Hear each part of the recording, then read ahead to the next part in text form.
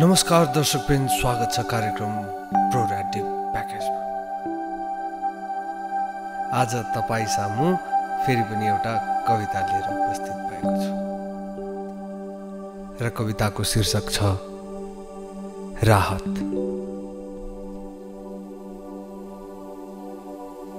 जब जब घन्किन्छ जगमा विध्वंसको आहट,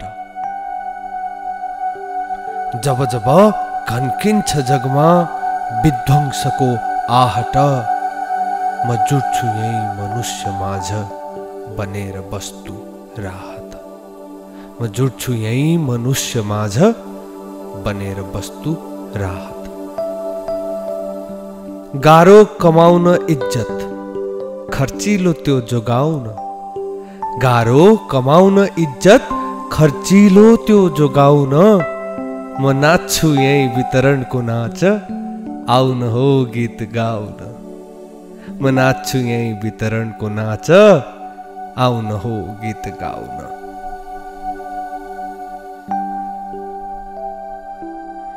साउनमा पर्ने झरी कति कात कुर्दैनन् मास। साउनमा पर्ने झरी कति कात कुर्दैनन् मास। बिहानै गुहारे नि पेटले अबेर रात भेट्दैन घाँस। बिहानै गुहारे नि पेटले अबेर रात भेट्दैन घाँस। सास चल्दैछ तै विषेक, सास चल्दैछ तै विषेक, नहारेका हिम्मत अझै। सास चल्दैछ तै विषेक, नहारेका हिम्मत अझै। के पाउलान् भौतारिएर तिनले राहत है कठै। के पाउलान् भौतारिएर तिनले राहत है कठै।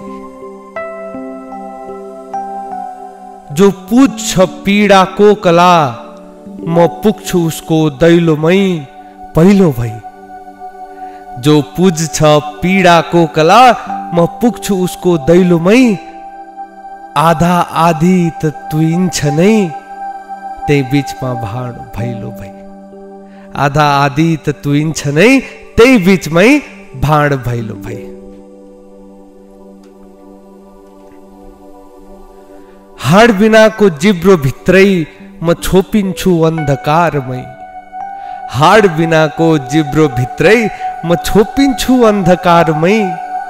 सेवाका हत्केलाले तान्छन्, फेरि फर्किआउँछु संसारमै। सेवाका हत्केलाले तान्छन्, फेरि फर्किआउँछु संसारमै। सेवा नै ठुलो धर्म हो, बस यही सत्य कहावत। सेवा नै ठुलो धर्म हो, बस यही सत्य कहावत।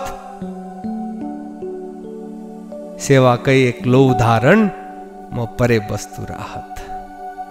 सेवाकै एक्लो उदाहरण, म परे बस्तु राहत।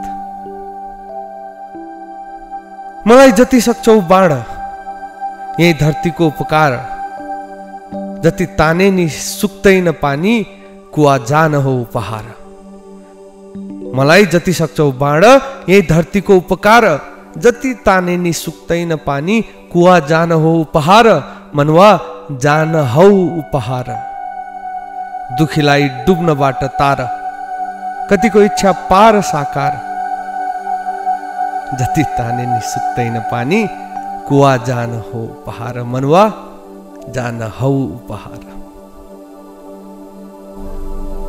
अहिले नि घन्क्या छ जगमा विध्वंसको आहट, म जुट्दैछु है मनुष्य माझ बनेर बस्तु राहत। म जुट्दैछु है मनुष्य माझ बनेर बस्तु राहत।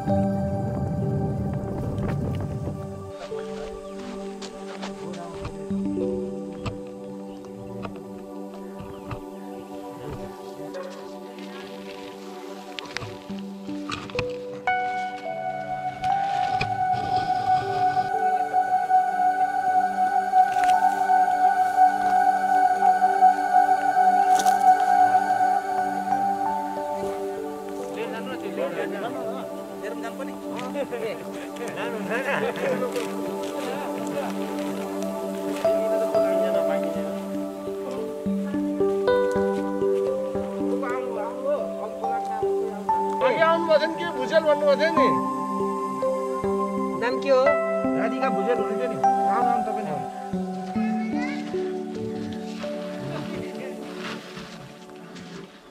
मैले 5 जनाको नाम लेखेर यहाँ बुझाउन आथे अब एकजना हुनुहुन्छ मेरो छोरी तपाईँ आउनु भएर पाउनु भयो एकजना त्यो यो बस्नु आउँदैछ चिनेको हो नि त्यो त्यस्तै गर्नु चिनेर नत्र उहाँले फोटो खिच्नुहुन्छ उहाँले खिच्नुहुन्छ नि त अहिले होइन यही राखेर होइन मजा नै आइसकेको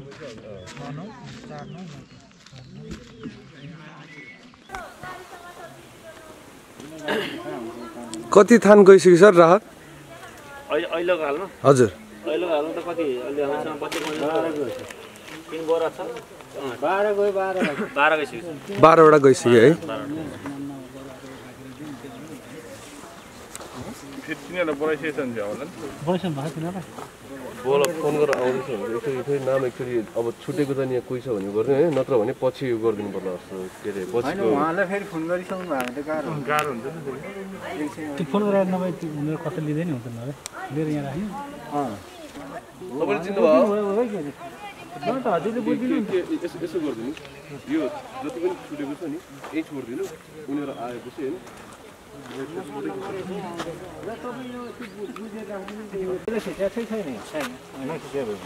नाम के आशिष के आशिष अन्सारी तपाईँ नजिक नजिक बस्नुहुन्छ आउनुहुन्छ होला नि उहाँ कति आउनुहुन्छ नम्बर रहेछ फोन गर्नु है त तपाईँ नम्बर कति भन्नुहुन्छ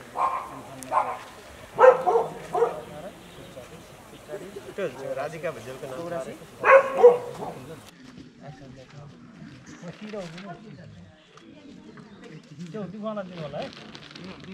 यसो गरिदिनु पर्ला है यहाँ जसले नपाएको छ सबैको नाम र नम्बर टिपाइदिएर यस्तो यहाँ हाम्रो बिचमा भएको म ठिक लाग्यो बाँकी नमिलाएको भएको होइन सबैको ट्रान्सलेसन गर्नु होइन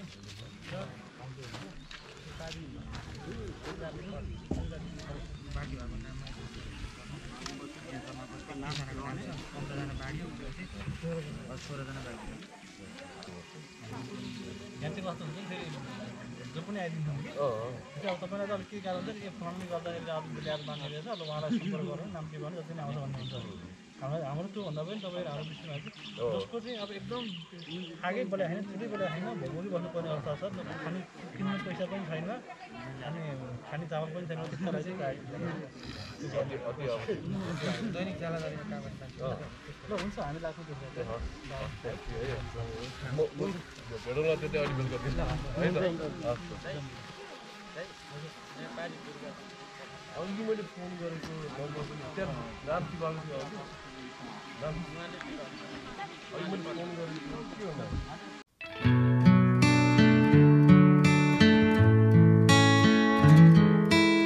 दर्शकवृन्द यो दृश्य थियो वैशाख 9 गते 2077 सालको रोजको म हरिसिद्धि आफ्नो व्यक्तिगत कार्यले गएको थिएँ तर जाँदाखेरि मैले त्यहाँ यस्तो दृश्य देखेँ